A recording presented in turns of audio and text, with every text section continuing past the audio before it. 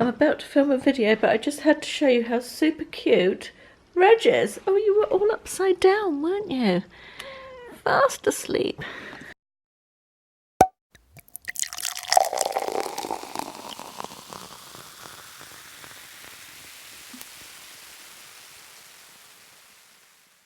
Hi guys, thanks for joining me.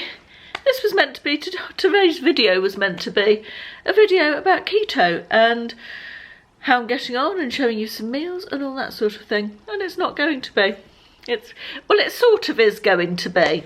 Let me tell you a story. Let's start this story.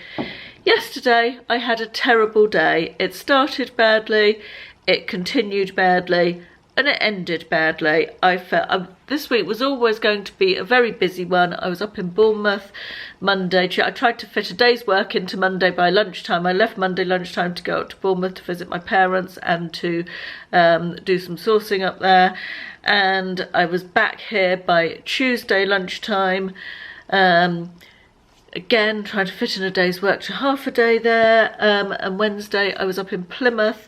Yesterday morning I had an appointment to go and do some market research, quite a well-paid market research job, but I had to be up in Plymouth and I didn't know where I was going and it was very stressful. And there's just a lot on this week. It's just been a busy week and it culminated in a bloody awful day yesterday. I nearly had a car accident in terrible weather. I couldn't find something I'd sold. It was just an accumulation of small things and I had a bloody awful day. I ended up having a row with Ashley and I got into bed at 7:30 and sat there and felt very sorry for me and thought about how shit my life was. Obviously I got over that. I am very privileged and very lucky and have a lovely life. I should say that at this point. But I always try and keep things fun and light-hearted and very positive on here. And sometimes you just have to be a bit honest, I think. Sometimes if you don't have shit days, you can't have great days, can you? There has to be a bit of balance. And I knew I needed to film this video, so I thought I'd just sit down and tell you what happened. So this is effectively a video about keto. Excuse me while I have a sip of my coffee. Keto is the diet plan I have been, or way of eating I think they call it, I have been doing this month. I said I would give it 30 days and see if I thought it was for me. I'm on, today is day 18 or 19 I think. Keto, for those who don't know, is high fat, very low carb, and medium protein. That's sort of that's the plan in a nutshell. So you can eat cheese and double cream and meat and lots of that, and some vegetables, practically no fruit, but you get the idea. Why did I decide to do this? I made a video a while ago. I can't think which particular one it was, but I talked about how Slimming World didn't seem to be working for me anymore. I couldn't stick to the plan. It was a willpower issue. I'll hold my hands up and be perfectly honest. Me and dieting, it's always a willpower issue. I've made no secret of the fact I would like to lose weight before I go on my cruise in December. And I decided to do something else, and several people commented on that video where I talked about how I was sort of in despair with trying to keep to Slimming World and failing and failing and failing. And several people commented and messaged me and suggested that I looked into keto. I had heard of keto. I literally knew nothing about it at the time, but because of the volume of people who suggested this, I decided to look into it more thoroughly, seriously, whatever the word is that I'm looking for. So I looked into it while I was on holiday in Corfu a few weeks ago, and I decided that I would give it a go. I researched loads. There is so much information out there and it is pretty mind-boggling, to be honest. The amount of information is almost too much. There's a great documentary about this way of eating on on Netflix. It's called The Magic Pill. Worth a watch if you're interested in what it does.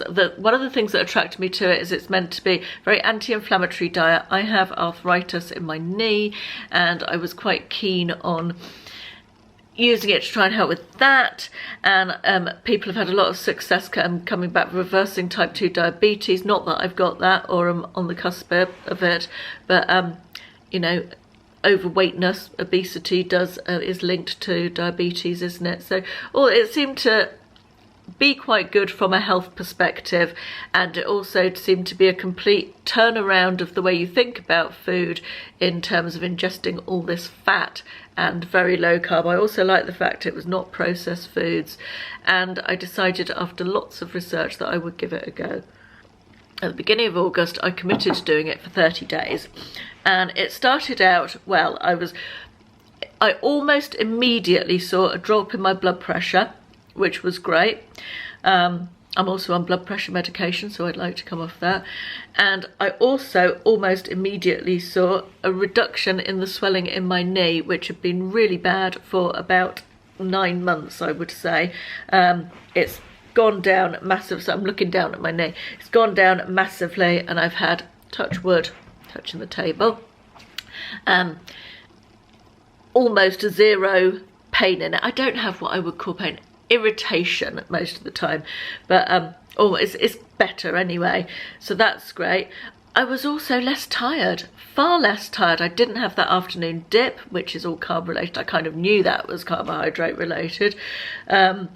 And I felt more lively in the evenings. I was normally in bed at 10 o'clock, I'd be sitting reading my book and be literally falling asleep over it, and I've been able to stay awake a lot later than that, which has been great. My sleep hasn't been great, but my sleep isn't great anyway. But overall, I would say I have seen a positive effect on my body from this way of eating. The first week I lost 5 pounds, the next week I lost another 2.5 pounds, and I'm due to weigh again on Monday. So that's good, you know, I'm half a stone down. I honestly haven't felt hungry once. I tend not to eat breakfast. A lot of people who do keto seem not to eat breakfast. I have a coffee with double cream mid-morning, and that keeps me going. And then I'll have lunch, and then I'll have dinner. So all this positivity having been thrown at you and told you how great it is, I think I've pretty much decided that keto is not going to be for me at the moment as an ongoing way of eating. The main reason is it's too hard, it's too time consuming, and it's too limiting. Let me explain that a little bit more. You are very limited in what you can eat. There's more things that you can't eat than you can eat. I haven't felt any particular cravings for any of these foods. However, my setup at home is that this is going to be waffly, so bear with me. I am getting round to the point. Ashley and I don't do loads of stuff together. We go on lovely holidays together, but of a weekend we are generally busy doing stuff in the house. I'm either working or doing stuff around the house that needs doing. I'm sure other people are like this as well.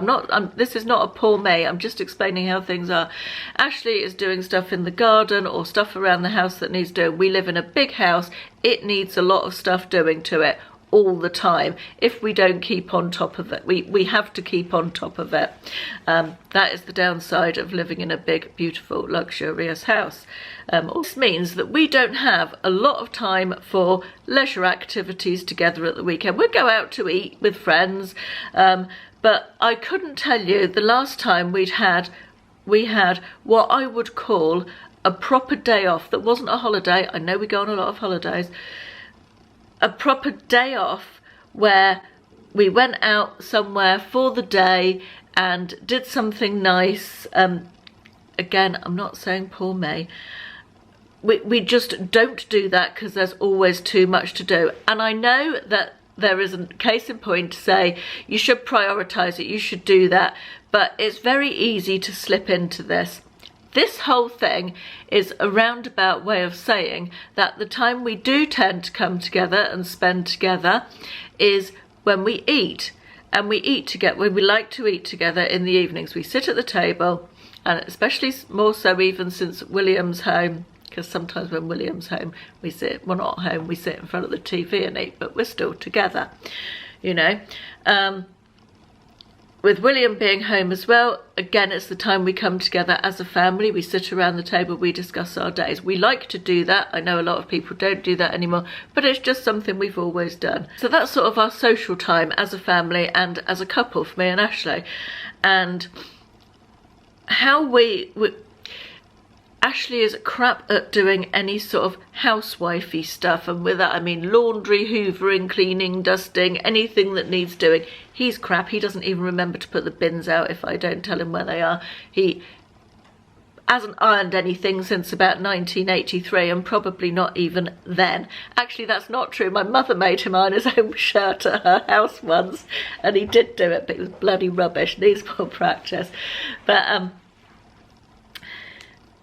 yeah, he doesn't do any of that, but he is good in the kitchen. He's very good in the kitchen, and he enjoys cooking. Quite often at the weekends he will do, excuse me, most of the cooking.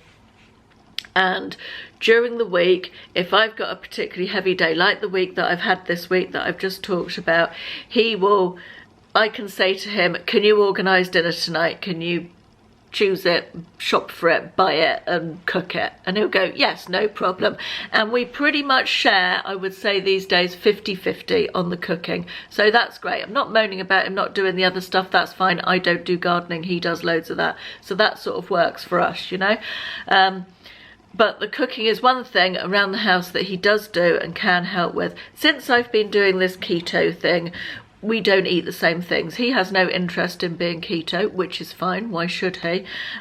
He has tried to support me in it in terms of saying, well, what can you eat? Can I help you with, you know, but effectively we're not eating the same meal. There may be some elements of it that are the same, but we're not eating the same thing. And I haven't been able to say, can you organise dinner tonight? And he goes, yes. Because he doesn't know what I can have, really. He's got some idea, but it just hasn't worked out like that. We're not eating the same things. And yesterday I found myself in the middle of a stressful day staring into the fridge. This has been exacerbated, I should say, probably first, by the fact that William's working various different shifts because he's been doing different temping jobs during the summer, so he needs a meal. Normally what I would do with that being the case is I'd put something in the slow cooker, something soupy or stewy, or something that we could all help ourselves at different times and there was portions left over. Keto doesn't really work like that for me, or hasn't. And so that's another element that's difficult. And yesterday I found myself driving back from Plymouth with this to-do list of stuff that I needed to get to. So I keep looking up there because there's an empty red wine glass and I can't understand why it's there. I don't drink red wine. And it's sort of perched on the windowsill. Anyway, I'm distracted. So yeah, I was driving back from Plymouth yesterday with this to-do list of stuff in my head that I needed to get done, crack on with work, and something I'd lost that I needed to find, that I needed to post to someone. And I got home, I looked in the fridge, I thought, shit, what are we going to have for dinner? And I couldn't think of anything. I felt under pressure and I didn't have the wherewithal in me to go and trawl through keto recipes and figure out what I needed to buy and figure out. It's a planning thing, isn't it? I get that. And for the first 2 weeks I spent hours on the internet going through recipes, doing a shopping list, getting the shopping ordered, and knowing what we were going to have, and sorting a different dinner out for Ashley and William if they needed that, and using up stuff that was in the freezer. And it's all about organisation, but with the best will in the world, I can't be that organised all the time. Sometimes all the balls just fall out of the air. And yesterday keto felt like this bloody massive pressure on top of me that I had to find food for everybody. If we had any chance of eating together, which is what I want to do, because we haven't really been doing that this week, because this week it's all fallen apart, the planning, and it just felt like another massive thing on top of me that I didn't want and didn't need to deal with, and just felt like another thing to do.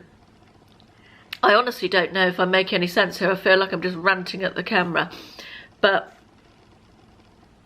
yeah, without that, I feel like without an absolutely perfect level of organisation and planning ahead every single week, every single day, I'm not going to be able to sustain this way of eating. And even if I did do that, even with all that planning, it would separate me and Ashley from the time that we do have together. Does that make any sense? We wouldn't be eating a meal together in the evening, because if I was making mine and he was making his, we'd end up eating at different times, and in, you know, and I don't think I want to give that up. I don't think I want that family meal time to be given up, and I can't really see without this endless planning, which just feels like a bloody chore on top of everything else I need to do. And again, I'm not saying poor me, perhaps I should be prioritising the keto planning over work, I don't know, perhaps that's what I need to do. But hey, I want to go on holiday, we need to run the house, we need to do refurbishments to the house, I quite like a new car, and all these things cost money, and work makes money, and yeah, I don't know, I feel like my head's exploding with it all, because in one way I've enjoyed it and I've really liked it, and it's working well in terms of weight loss and feeling healthier, and in the other way I can't see myself having the organisation on a constant basis. Some weeks I'm more organised than others, some weeks I'm on top of the world, this week I'm not. You know, I'm sure everybody's the same. You can't be 100% on it all the time. Without that organisation, and knowing what I'm going to eat in advance, with keto you can't peer into a fridge, you can't have a cheese sandwich, you can't have beans on toast, you can't have jacket potato, you know, all those quick easy dinners, pasta and pesto, all my quick easy go-to dinners. Yes, I could tweak them, I get that. You can make a version of keto bread. I did it yesterday when I fancied a piece of toast, but it involves egg whites and almond flour and mixing stuff up in a bowl and putting it in the microwave in a different bowl, and so much washing up, so much faff, when you could get a piece of bread out of a packet, you know. It's the faff level as well.